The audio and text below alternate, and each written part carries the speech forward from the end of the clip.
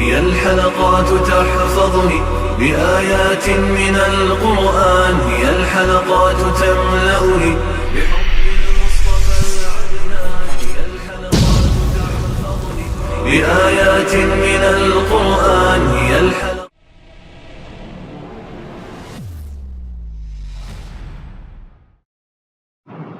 سورۃ البقرہ آیت نمبر 267۔ اعوذ باللہ من الشیطان الرجیم، بسم اللہ الرحمن الرحیم۔ الشیطان یعدکم الفقر ویأمرکم بالفحشاء واللہ یعدکم مغفرة منہ وفضلا واللہ واسع علیم۔ یؤتی الحکمة من یشاء ومن يؤت الحكمة فقد أوتي خيرا كثيرا وما يذكر إلا أولو الألباب۔ وما أنفقتم من نفقة أو نذرتم من نذر فإن الله يعلمه وما للظالمين من أنصار۔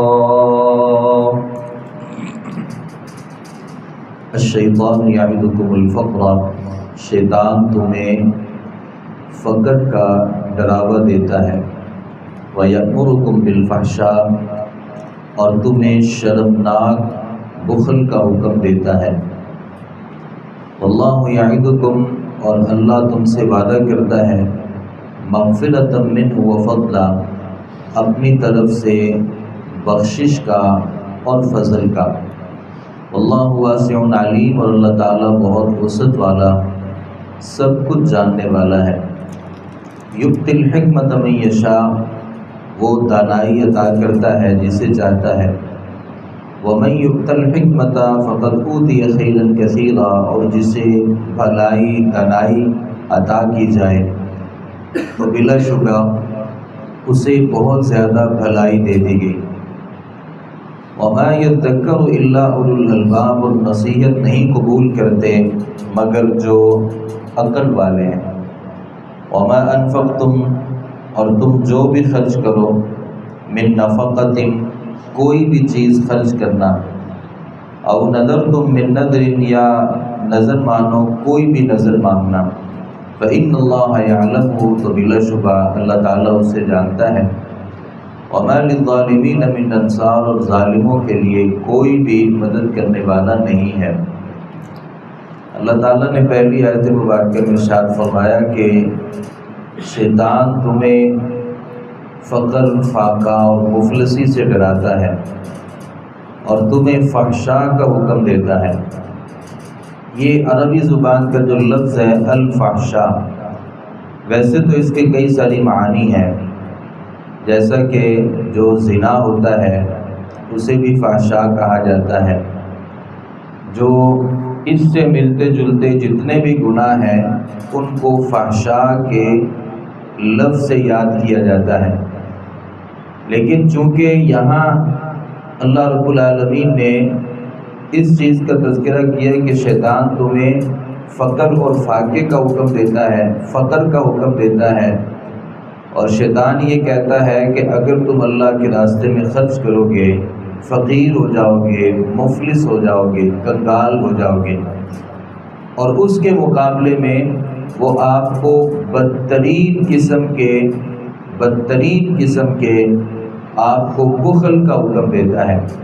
ایک بخل عام ہوتا ہے کہ کوئی آدمی خرچ کرتے وقت بخیلی سے کام لے، اور ایک انتہائی کبھی قسم کا اور انتہائی شرمناک قسم کا جو بخل ہے کہ جہاں دینا اور خرچ کرنا ہر لحاظ سے اخلاقاً بھی شرعاً بھی وہاں ضروری ہو، تو یہ آدمی وہاں بھی بخل سے کام لے لے تو شیطان جو ہے وہ انسان کو بے حیائی کا حکم دیتا ہے۔ ایک اس کا مطلب یہ ہے۔ دوسرا اس کا مطلب یہ ہے کہ شیطان اللہ کے راستے میں خرچ کرنے سے لوگوں کو روکتا ہے، جبکہ بے حیائی اور برے کاموں پر مال کو خرچ کرنے کی ترغیب دیتا ہے۔ یہی وجہ ہے کہ آپ نے بہت سے لوگوں کو دیکھا ہوگا کہ اللہ کے راستے میں خرچ کرتے وقت وہ 100 دفعہ سوچتے ہیں، لیکن شیطان کو راضی کرنے کے لیے اور شیطانی کاموں میں ایک دوسرے سے بڑھ چڑھ کے وہ خرچ کرنا اپنے لیے سعادت سمجھتے ہیں اور اپنے لیے فخر کی بات سمجھتے ہیں۔ تو یہ شیطان یہ کہتا ہے کہ اللہ کے راستے میں خرچ نہیں کرو، بلکہ بے حیائی کے کاموں پہ، فحاشی کے کاموں پر، عریانی کے کاموں پر آپ زیادہ سے زیادہ مال خرچ کرو۔ یہاں یہ بات بھی ذہن میں رکھیں کہ جب بھی آپ اللہ کے راستے میں خرچ کرنے لگیں، آپ کا ارادہ بنے کہ میں نے اللہ کے راستے میں خرچ کرنا ہے، جو چیز آپ کے اور خرچ کرنے کے درمیان رکاوٹ ہوتی ہے، یعنی کبھی آپ کو لگتا ہے کہ اگر میں خرچ کر دوں گا تو میرے پاس پیچھے تو پیسے ہی نہیں رہیں گے، مہینے کا اختتام ہے اور پیسے بھی ختم ہیں اور دوبارہ جو آنے ہیں وہ بھی بہت لیٹ ہیں، یہ سارے ہیلے اور بہانے جو آپ کے دل اور دماغ میں پیدا ہوتے ہیں، آپ اپنے آپ کو سمجھا لیجئے کہ وہ شیطان ہوتا ہے جو میری تربیت کر رہا ہوتا ہے۔ ایک مسلمان کا عقیدہ کیا ہونا چاہیے؟ وَمَا أَنفَقْتُم مِّن شَيْءٍ فَهُوَ يُخْلِفُهُ۔ اللہ تو یہ کہتے ہیں کہ آپ کوئی بھی چیز جو خرچ کرتے ہیں اللہ وہ آپ کو دوبارہ بھی عطا کرتا ہے، یعنی اللہ اس کا نعم البدل آپ کو عطا کرتا ہے۔ تو جو بندہ بھی اللہ کے راستے میں خرچ کرتا ہے اللہ اس چیز سے بہتر اس بندے کو عطا کر دیتا ہے۔ وَاللَّهُ يَعِدُكُم مَّغْفِرَةً وَفَضْلًا۔ شیطان تم سے یہ کہتا ہے کہ خرچ کرو گے تو فقیر ہو جاؤ گے، اللہ تم سے وعدہ کرتا ہے کہ تم اگر اللہ کے راستے میں دو گے اللہ تمہیں 2 چیزیں دے گا۔ ایک تو اپنی طرف سے وہ آپ کو بخشش دے گا، یعنی آپ کے گناہ معاف ہوں گے، اور دوسرے نمبر پہ اللہ کا فضل آپ کو نصیب ہوگا۔ یعنی آپ جب اللہ کے راستے میں خرچ کرتے ہیں تو اللہ رب العالمین کا جو فضل ہے، جو اللہ کی بے پایہ رحمتیں ہیں، وہ تمام کی تمام آپ کو ملیں گی، اور آپ اس اللہ کے راستے میں خرچ کر رہے ہوتے ہیں جس اللہ نے اپنا وصف یہ بیان کیا ہے کہ واللہ واسع علیم، اللہ بہت وسعت والا ہے۔ اللہ کے بعد جو فضل ہے اور جو بخشش ہے اور جو رزق کے خزانے ہیں یہ اللہ کے پاس بہت ہی زیادہ ہیں، اور اللہ جاننے والا بھی ہے۔ الجزاء من جنس العمل، بندہ جو کام کرتا ہے نا اس کی جزا بھی اسی جنس سے ہوتی ہے۔ الجزاء الاحسان الا الاحسان، احسان کا بدلہ احسان ہے۔ تو آپ جب اللہ کے راستے میں کوئی چیز خرچ کرتے ہیں تو اللہ اس کا بدلہ اسی خرچ کرنے سے آپ کو دیتا ہے۔ جو چیز آپ اللہ کے راستے میں زیادہ دیتے ہیں وہی چیز اللہ رب العالمین بدلے میں آپ کو دیتے ہیں۔ یعنی آپ اللہ کے راستے میں مال خرچ کرتے ہیں تو اللہ آپ کے مال کو بڑھاتا ہے۔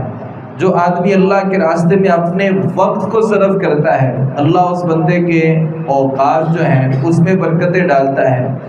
جو چیزیں آپ اللہ کے راستے میں دیتے ہیں اللہ ان چیزوں میں برکت بھی ڈالتا ہے، اپنے فضل کو بھی شامل کرتا ہے، اور الگ سے انسان کے لیے اللہ رب العالمین کی طرف سے بخششیں اور رحمتیں بھی ہوتی ہیں۔ اللہ تعالیٰ فرماتے ہیں کہ دنائی جو ہے نا، دنائی یہ اللہ کا اختیار ہے، یعنی کوئی بندہ کتنا دانا ہے، اس کے پاس کتنی حکمت ہے، اور یہاں دنائی سے مراد دنیاوی سمجھ نہیں ہے بلکہ یہاں دنائی سے مراد دین کا علم ہے۔ تو اللہ رب العالمین جسے چاہتے ہیں وہ دین کا علم عطا کر دیتے ہیں، اور یہ بھی ذہن میں رکھیں من یؤت الحکمت فقد اوتی خیرا کثیرا، جس بندے کو اللہ نے دین میں سمجھ دے دی اسے اللہ نے تمام کی تمام بھلائیاں دے دی. یعنی جس بندے کو اللہ نے دین کی سمجھ بوجھ دے دی وہ دنیاوی میدان میں کچھ بھی نہیں پڑھا اور اسے کچھ بھی نہیں آتا تو اللہ رب العالمین کیا فرماتے ہیں، گویا اللہ نے اسے تمام کی تمام بھلائیاں جو ہیں وہ اللہ رب العالمین نے اسے دے دی. اور نصیحت تو عقل والے لوگ حاصل کرتے ہیں. اللہ تعالیٰ فرماتے ہیں تم کوئی بھی چیز اللہ کے راستے میں خرچ کرتے ہو نا یا کوئی نظر مانتے ہو، فإن اللہ یعلم، اللہ اس خرچ کرنے کو بھی جانتا ہے اور اللہ تمہاری اس نظر کو بھی جانتا ہے. ہم جو نظر مانتے ہیں نا وہ دو طرح کی ہوتی ہے. ایک نظر یہ ہوتی ہے کہ کوئی آدمی مطلق طور پہ یہ کہہ دے کہ اے اللہ میں تجھے راضی کرنے کے لیے 100 نفل پڑھوں گا. اب یہ آدمی اس نظر کو پوری کرتا ہے، اچھا ہے کہ اس نظر کو پورا کیا جائے کیونکہ یہ مشروط نظر نہیں ہے. ایک نظر جو ہوتی ہے وہ مشروط ہے کہ اللہ تو میرے اوپر یہ انعام کرے گا تو بدلے میں یہ نیکی کروں گا. یہ جو نظر ہے نا، نبی صلی اللہ علیہ وسلم نے فرمایا کہ نظر نہ مانا کرو، کیونکہ جو نظر ہوتی ہے نا وہ تقدیر کے جو پہلے سے طے شدہ کام ہیں ان میں کوئی فائدہ تو نہیں دیتی. یعنی آپ نے ایک نظر مانی اللہ مجھے بیٹا دے گا تو میں جا کے حج کروں گا. اب اللہ جو آپ کو بیٹا دے گا اور آپ اس کے بدلے میں نظر آپ نے یہ مانی کہ آپ حج کریں گے، یہ جو آپ نے نظر مانی ہے اللہ نے جو پہلے سے لکھ دیا ہے کہ آپ کو بیٹا ملے گا یا آپ کو بیٹا نہیں ملے گا، وہ تو اللہ نے پہلے سے لکھ دیا ہے. آپ کے نظر ماننے سے اللہ کا جو لکھا ہوا ہے نا تقدیر، اس میں کوئی تبدیلی نہیں ہوگی. یہی وجہ ہے کہ نبی صلی اللہ علیہ وسلم نے یہ جو نظر ہے نا اس کو ماننے سے منع کیا ہے. لیکن اگر کوئی آدمی بالفرض بھی مان لیتا ہے تو نبی صلی اللہ علیہ وسلم نے فرمایا کہ صرف اتنا ہوتا ہے. صحیح مسلم کی روایت ہے، کوئی آدمی نظر مانتا ہے صرف اتنا ہوتا ہے کہ اللہ بخیل سے اس کا مال نکال لیتا ہے. یعنی نظر میں اس نے نظر یہ مانی کہ میں جا کے حج کروں گا یا عمرہ کروں گا یا اتنے پیسے اللہ کے راستے میں خرچ کروں گا، تو یہ جو اس نے نظر مانی تھی نا اس سے صرف اس کے جو پیسے تھے یا بخیل آدمی کا جو مال تھا وہ نکل جائے گا. اللہ کی جو تقدیر ہے اس میں کسی قسم کی کوئی تبدیلی نہیں ہوگی. تو اللہ رب العالمین فرماتے ہیں کہ جو بھی تم نظر مانتے ہو یا کوئی بھی چیز اللہ کے راستے میں آپ خرچ کرتے ہو، فإن اللہ یعلم، لوگوں کو دکھانے کی اور بتانے کی ضرورت نہیں ہے، اللہ ان ساری چیزوں کو جانتا ہے. وما للظالمین من انصار، اور ظالموں کے لیے کوئی بھی اللہ رب العالمین کے ہاں مدد کرنے والا نہیں ہے.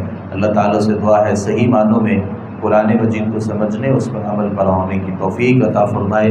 وما علینا الا البلاغ المبین.